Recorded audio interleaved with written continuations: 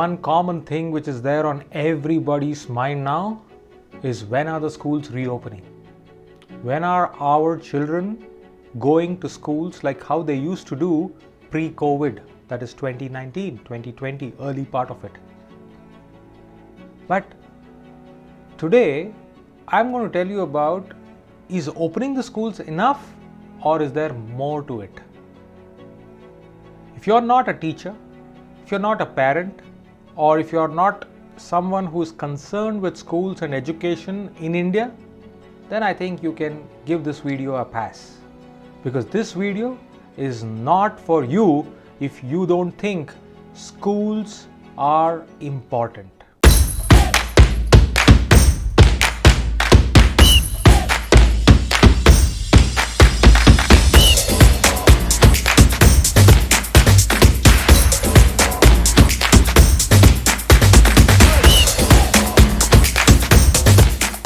Hello everyone, welcome to my classroom. I say this as my classroom because today we are going to have a discussion.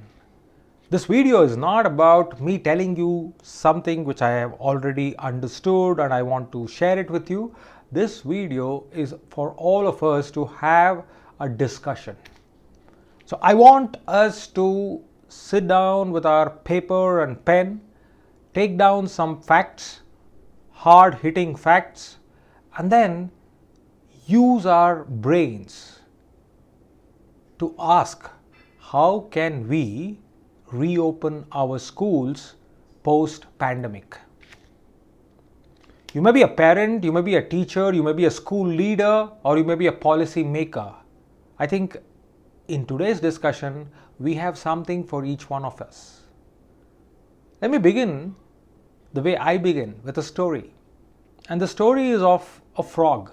Now all of us know that a frog has limited exposure because it is always confined to a well. In fact, the saying frog in a well comes from there. Now imagine I bring out a frog from one of those wells and put it into a vessel with water. So suddenly the frog is in a new environment. And what I do is I put that vessel on a stove and then slowly turn on the heat. And when I turn on the heat, the water there starts to become lukewarm. And when it becomes lukewarm, frog inside is enjoying the water now, because suddenly the cold, uncomfortable water is becoming lukewarm and it is comfortable for the frog to settle down. But before the frog realizes, the temperature is turned on and then the water starts to boil. But the frog is caught in a trap. And what's the trap?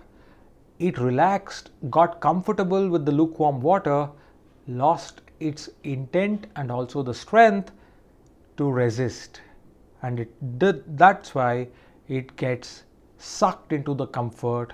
And now the water is boiling, frog cannot do anything. And as a result, we have a frog soup. Disgusting, isn't it? We don't want a frog soup, but we want the lesson. We want the lesson from here. COVID was that kind of a vessel which put us into cold waters. And then it turned on the heat with lockdown after lockdown. And today, if we feel comfortable living life the way we are living, that it is good, we are so used to the new normal, comfortable, sooner than later, we will meet the fate of the frog. Just imagine, reverse the story.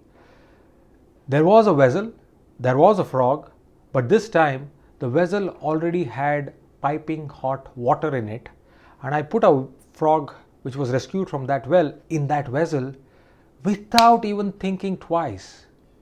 The frog leaps out of that vessel. Now that's the spirit we need to take.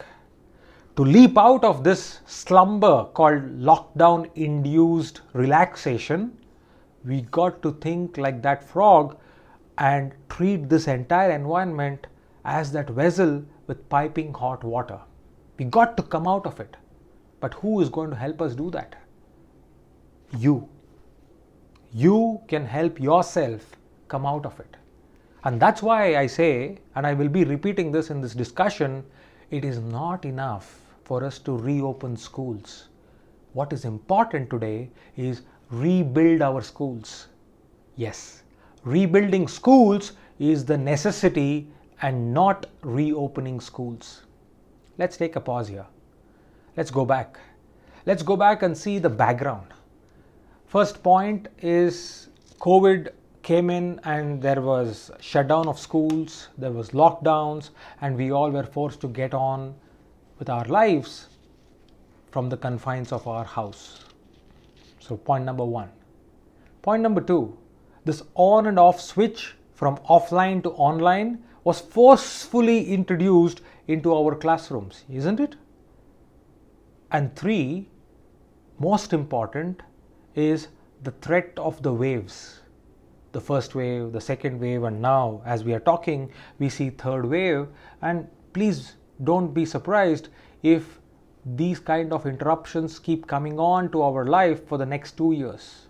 The WHO, the World Bank reports, all of them predict that there will be disruptions to normal life for at least the next 2 years. Now, if I look at the background, I need to give you some numbers, right?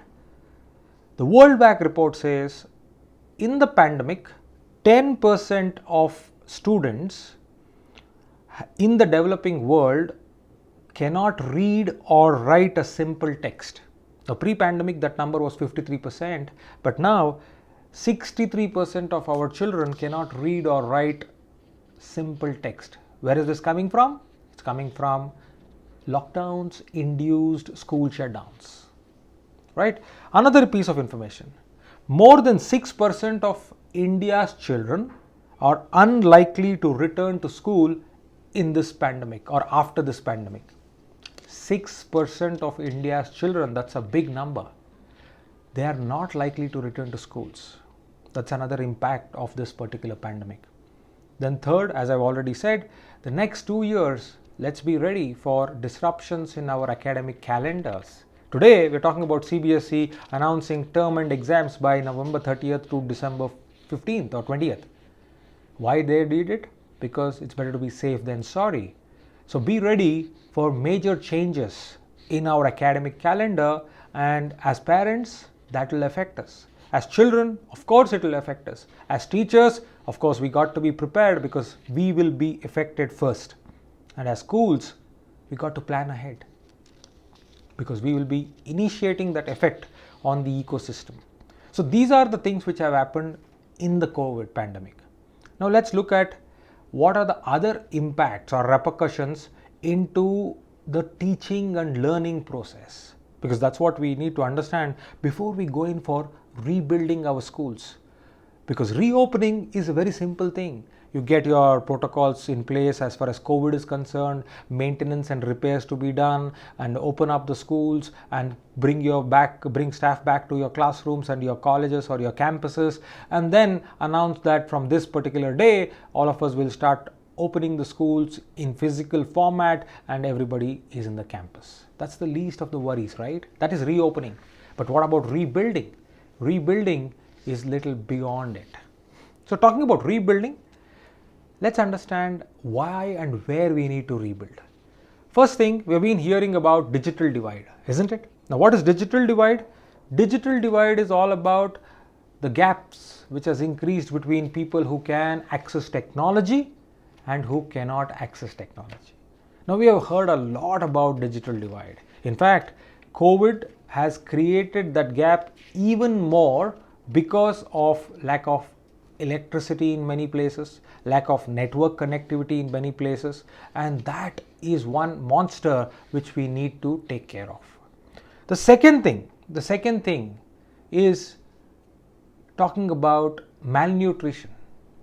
Not so much so in private schools, but definitely a big issue in government schools, and more than 50% of our schools are in the government sector.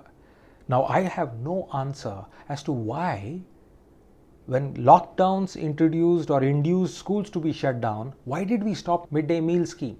Why couldn't we think of an alternative to serve midday meals? Because let's not forget, one of the most important motivations for children to attend schools is the midday meal scheme. And today, forget about the virus or the COVID infection, many children are forecasted that they will lose their health because of malnutrition. That's the second thing. But there is a silver lining in between, and that is 67% of our teachers are now adept with using technological tools in our classroom. I keep saying this many times and I want to repeat this here. Back in the old days, that is pre-2019, I had a 1.5 hour conversation with my Hindi teacher in my school where I had to literally convince her of an importance of a Gmail email account. Yeah, I had to tell her the benefits an email account will give her if she opens an email account. It is very hard to believe today, but that was the truth. Today, that same Hindi faculty has a Google Classroom.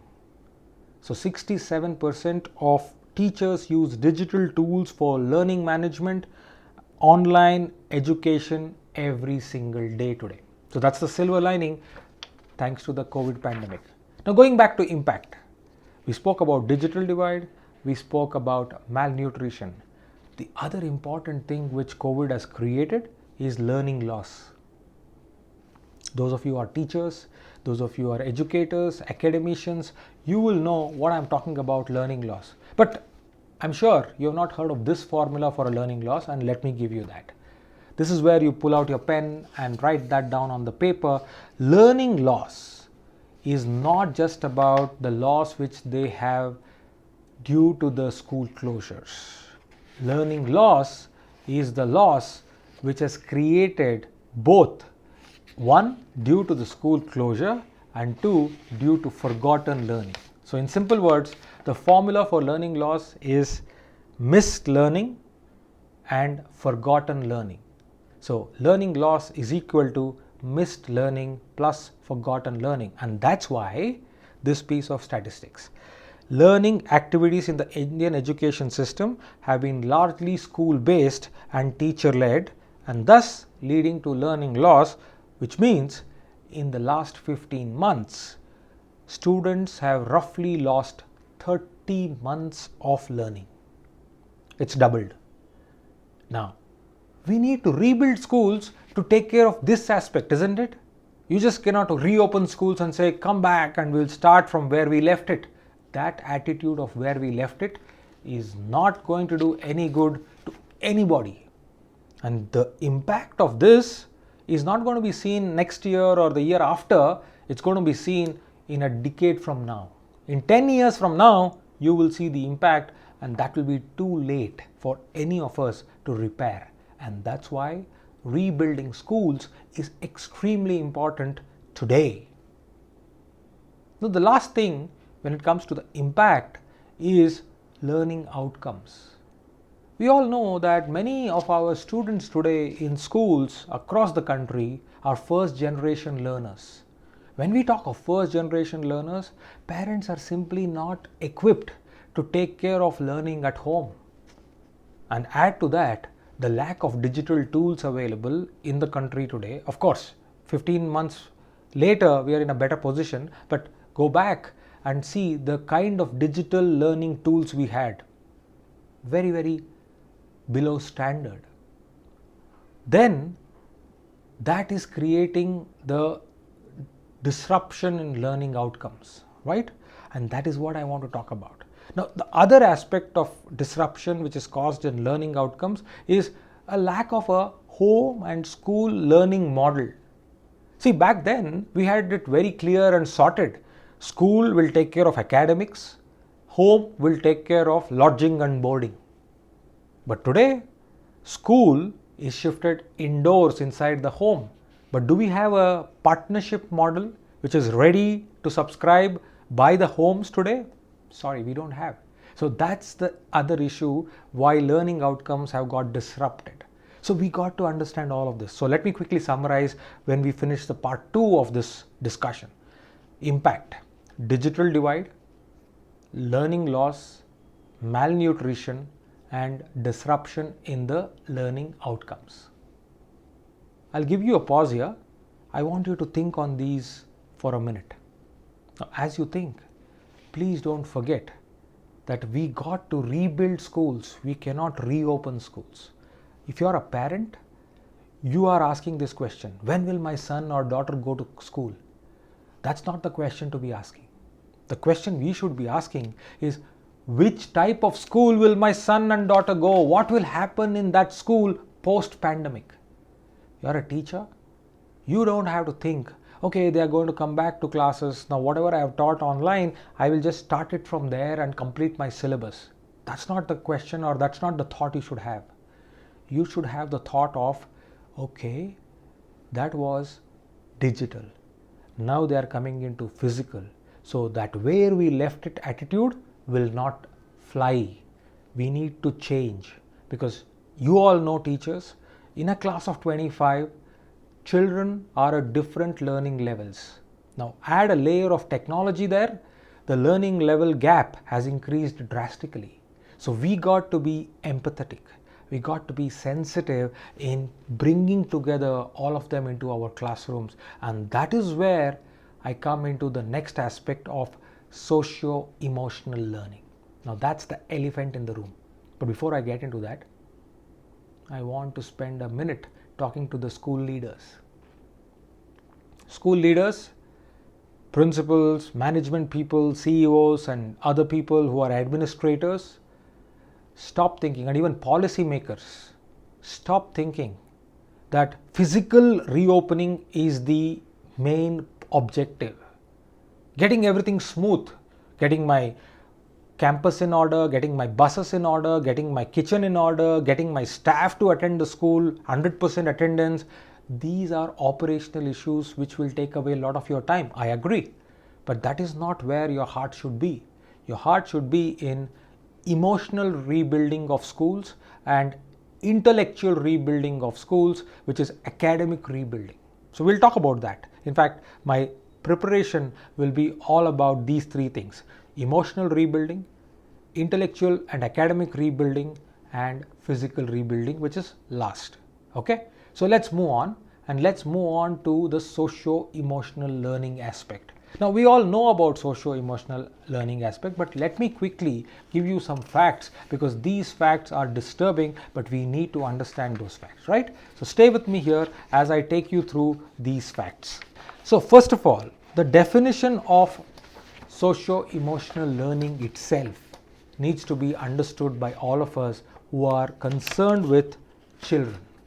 Okay, and for that I have this definition from CASEL, C-A-S-E-L. Who is CASEL?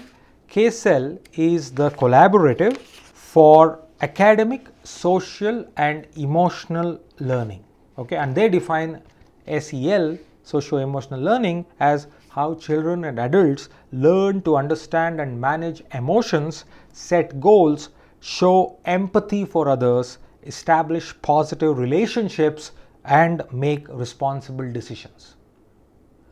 I'll have that definition come up on slide for you, but then look at the comprehensive nature of this particular definition.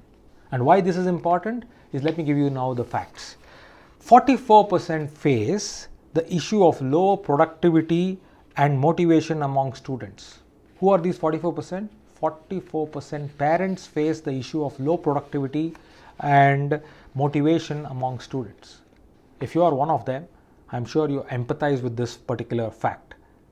Second, 46% parents reported children feeling lonely due to the lack of interaction and friends. That's true. For the last 15 odd months, children have been confined to single homes.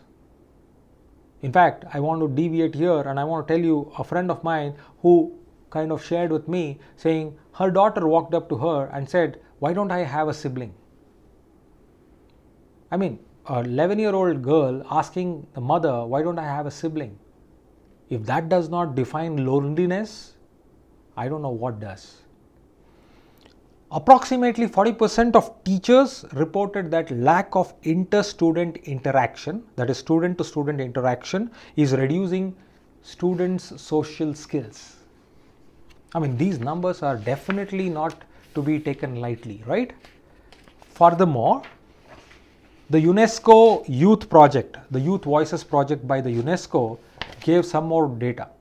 43% of young women feels pessimistic about the future, and 31% of men, young men, feel pessimistic about the future.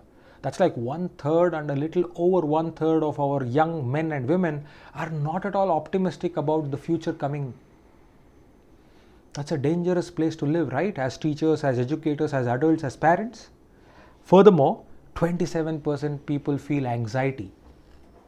And you know that how your productivity comes down when you are engulfed with anxiety, right?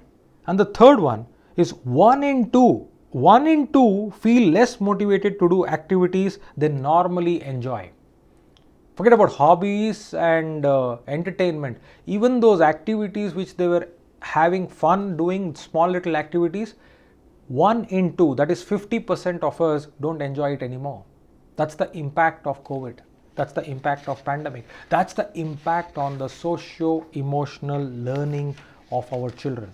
And that's why I say, when it comes to rebuilding schools, the first thing you need to do is emotional rebuilding. How do you do this? The question is, how do you do this? The answer is simple. You got to differentiate between what kind of a teacher you want to be or what kind of a parent you want to be. Are you a subject teacher or are you a nurturing teacher? That's the question. I will talk about the attributes of a subject teacher and a nurturing teacher. And if you are a parent, put yourself into that hat of a teacher for a couple of minutes. You can be a teacher, you are a teacher, and there you categorize yourself. Are you a subject teacher or are you a nurturing teacher? Now, what do I talk about or what do I mean by a subject teacher? So, subject teacher is a person who is concerned with completing syllabus, right? And there's nothing wrong about it. We want to do our duty well. A subject teacher is concerned with textbooks and only textbooks. I want to finish what is there in the book, irrespective of whichever book I follow, right? And then a subject teacher consciously avoids connecting with the child outside of the classroom. You all can resonate with this. So that's the whole thing.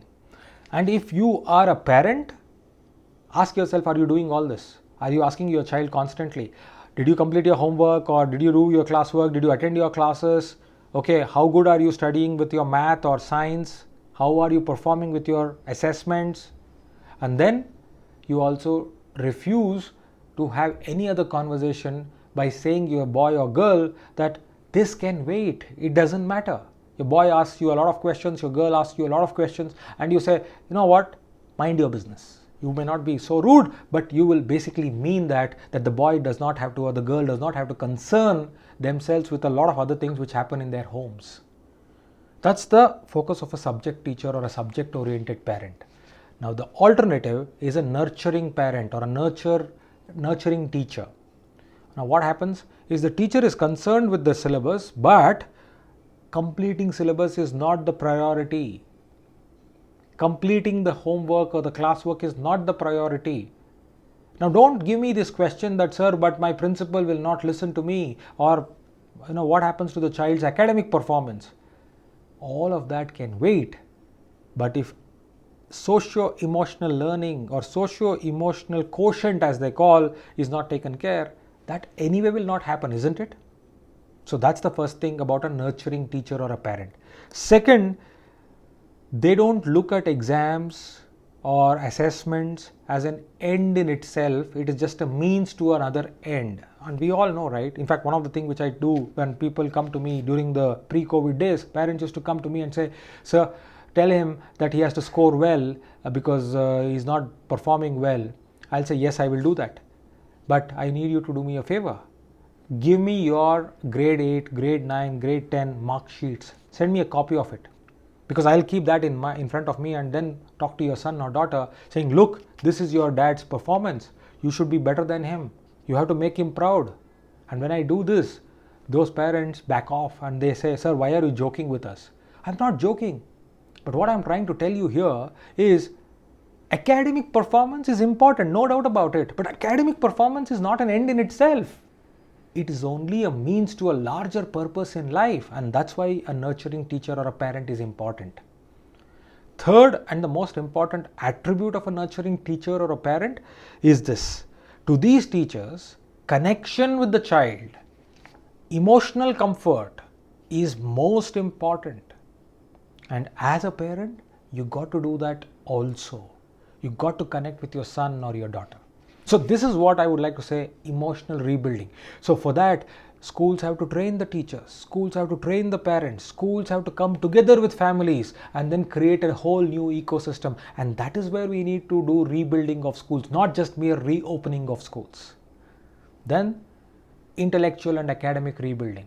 Now, enough and more has been spoken by CBSE and all the other boards in the country today about how we need to take it in a modular fashion.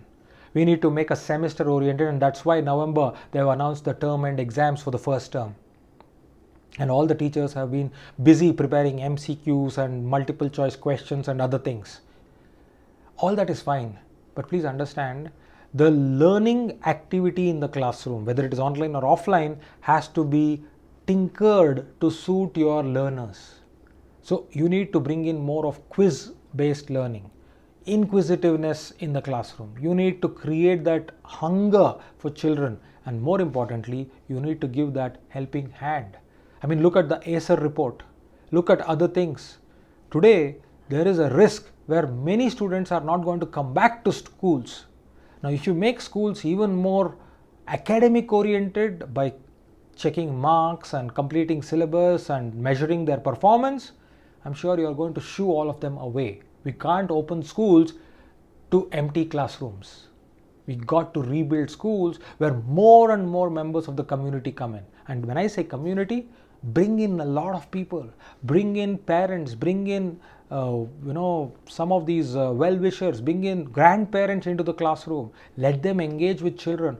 Today, children have lost that touch, that feel, that connection, and we need to bring that inside academic systems. I'm not just saying storytelling. I'm not just saying, okay, hobby classes. I'm not saying skill enrichment. No, bring them inside the classroom. That is academic rebuilding. Then hand holding. As I said, learning loss. 15 months is not 15 months of loss. It is 30 months. So you got to do bridge courses. You got to do revision. You got to connect them to the next class. Even after they are in grade 4, you have to consider grade 2 and 3 to be redone in a little way in their own fashion, because they have done that online when they were at home due to COVID, and there were a variety of things which were happening around them, isn't it? We could not concentrate as adults. How will the young children concentrate? I have always said this and I want to repeat it again. Children have gone through a crisis within a crisis. COVID is a larger crisis which we all are going through, but kids have gone through a crisis within the crisis called COVID. Last but not the least is our physical rebuilding. And when I talk about physical rebuilding, we all know about protocols, we all know about social distancing, safe distance, we all know about all of those things. That is also important. You got to take care of all of that and then bring them into a place where you have built a whole new model of schooling. So friends, we have spoken a lot about various topics. But if there is one thing which I would like to give away at the end of this discussion and open up your ideas or open up questions for you to ask and share on this particular channel is, tell us one thing which you will do to rebuild your school. Tell us one thing which you will do to rebuild your child and your home. That's the most important thing. So keep thinking about this, keep this discussion going, and let's together create or rebuild our schools for the future. Thank you.